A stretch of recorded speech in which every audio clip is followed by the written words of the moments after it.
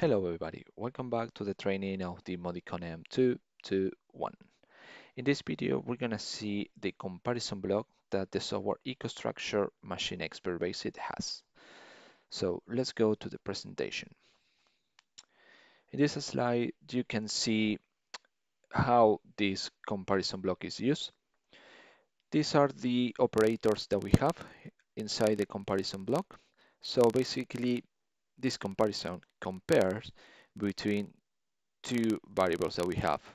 Okay, in this example, I have the percentage NW0 compared with the percentage NW1. Okay, this is the code that you need to add in this comparison block. Okay, and this is the description for all of them. If we want to, for example, see if the percentage NW0 is bigger than the percentage NW1, we just need to execute this code. If we want to say if it's equal, we just use this one, the equal. And if it's different, we need to use this icon over here, this operator. And again, here it's important to compare the same type of variable that we are using. For example, here you can see that I'm trying to compare the percentage NW10 with the percentage MF104. This one is a word variable and this one is a real variable. So in order to compare it, we just need to use the converter. Okay, so once again here, it's important to know the type of variable that you want to use in your code. And the comparison will allow you to execute something at the end. So if the comparison that you want to create in your code is true, then you can execute the logic.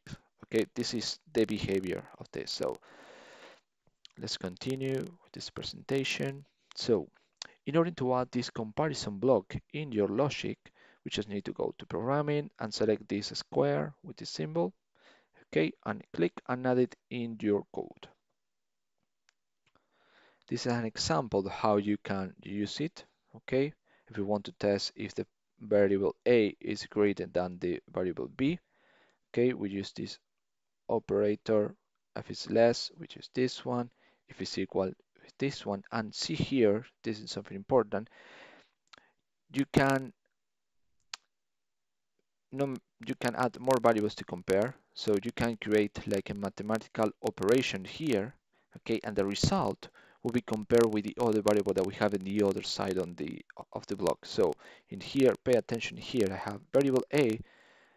I'm checking if the variable A is equal to the addition of the variable B to the variable C, okay? So I add these two variables and compare with the other one on the other side. So this is good. So instead of using the operator block that we've seen before to create an auxiliary variable, you just use all in here together and make the comparison, which is good.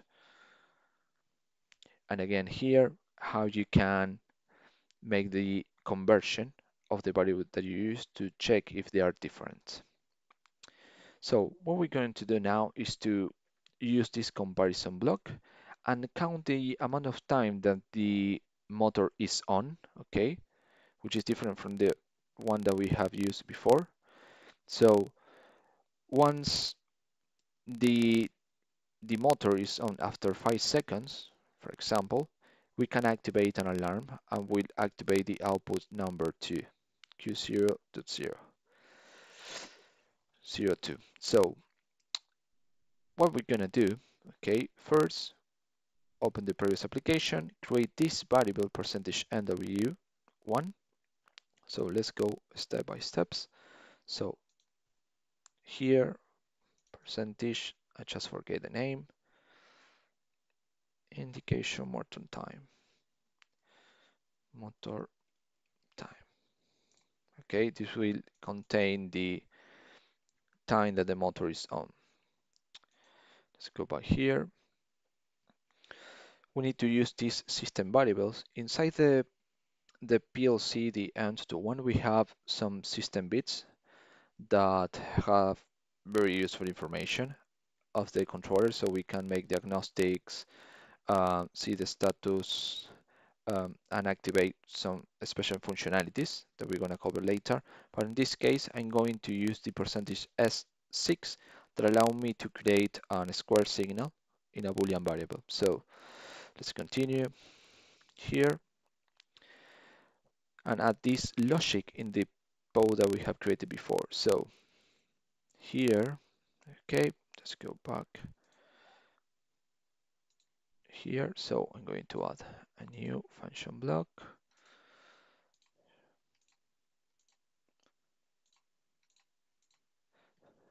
Q0.0, and I'm going to use the percentage S6, which is a time-based timer. So here, if we go to system objects, you can see the system bits. Okay, is that internal clock? We have 4 internal clocks. Okay, and I'm going to use this one for 1 second.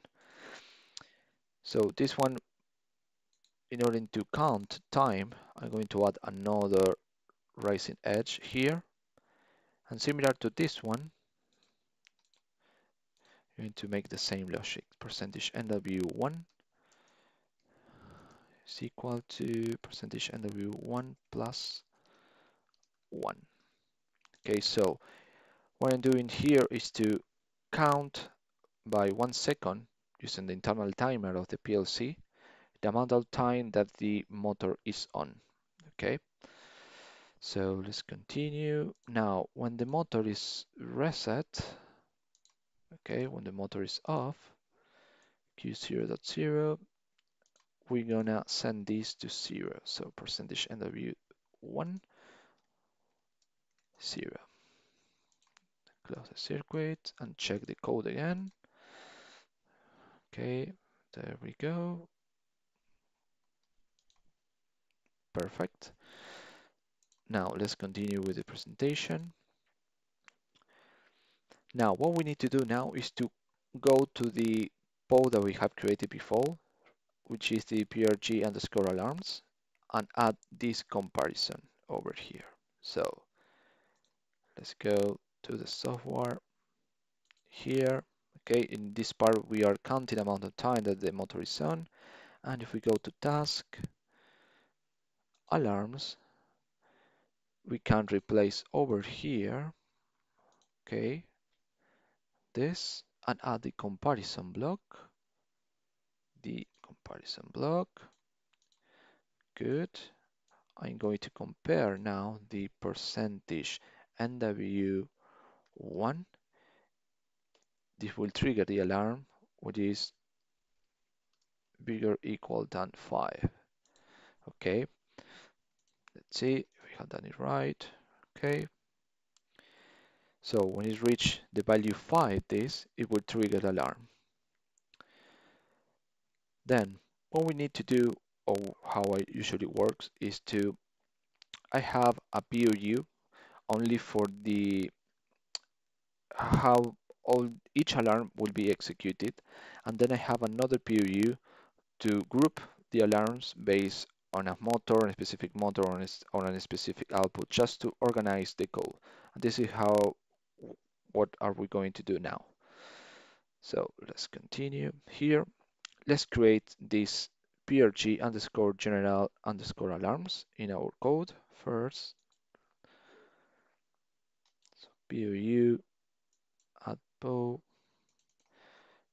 PRG general alarms. I'm going to move it over here. Okay, good. Let's continue with this. So what I want is that any of this alarm, okay, will trigger this variable, the percentage M90, okay, and we are going to call this percentage M90 the indication alarm system. So let's continue here. So let's add these two variables in parallel, complete the circuit.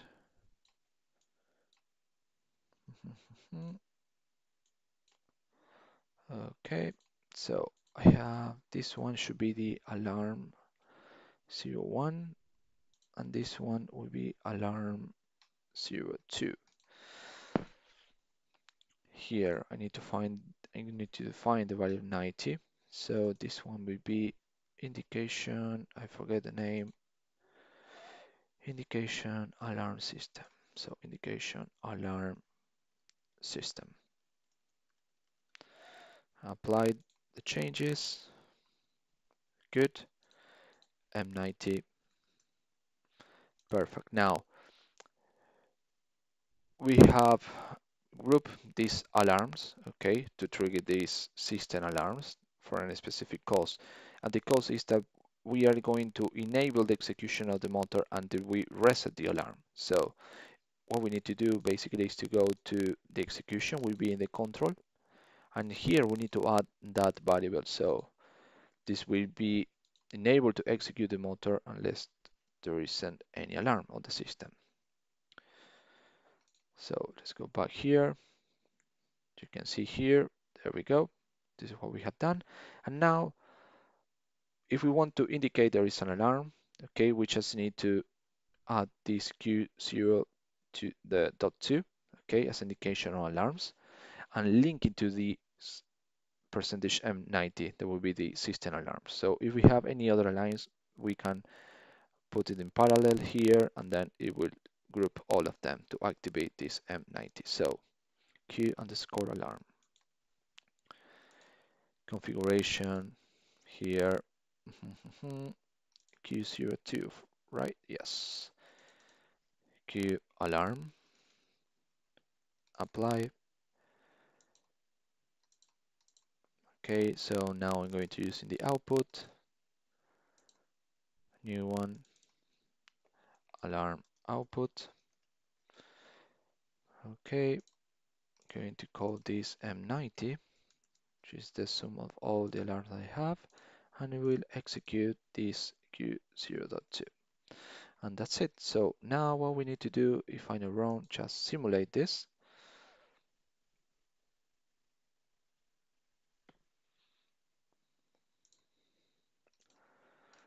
Okay, good. Now let's go to this management here. You can see this blinking now. Okay, so let's activate the motor here.